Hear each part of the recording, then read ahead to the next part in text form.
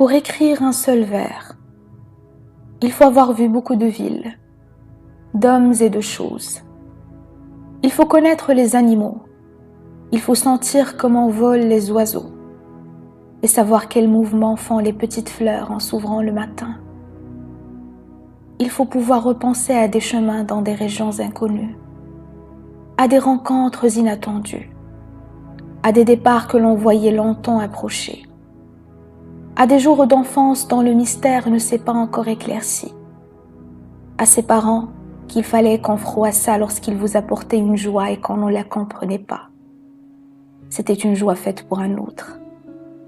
À des maladies d'enfance qui commençaient si singulièrement par tant de profondes et graves transformations, à des jours passés dans des chambres calmes et contenues, à des matins au bord de la mer, à la mer elle-même, à des mers, à des nuits de voyage qui frémissaient très haut, qui volaient avec toutes les étoiles. Et il ne suffit même pas de savoir penser à tout cela. Il faut avoir des souvenirs de beaucoup de nuits d'amour, dont aucune ne ressemblait à l'autre, de cris de femmes hurlant en mal d'enfants, et de légères, de blanches, de dormantes accouchées qui se refermaient.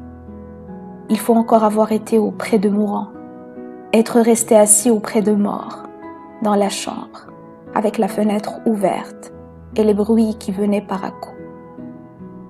Et il ne suffit même pas d'avoir des souvenirs. Il faut savoir les oublier quand ils sont nombreux. Et il faut avoir la grande patience d'attendre qu'ils reviennent. Car les souvenirs ne sont pas encore cela. Ce n'est que lorsqu'ils deviennent en nous sang, regard, geste, lorsqu'ils n'ont plus de nom et ne se distinguent plus de nous.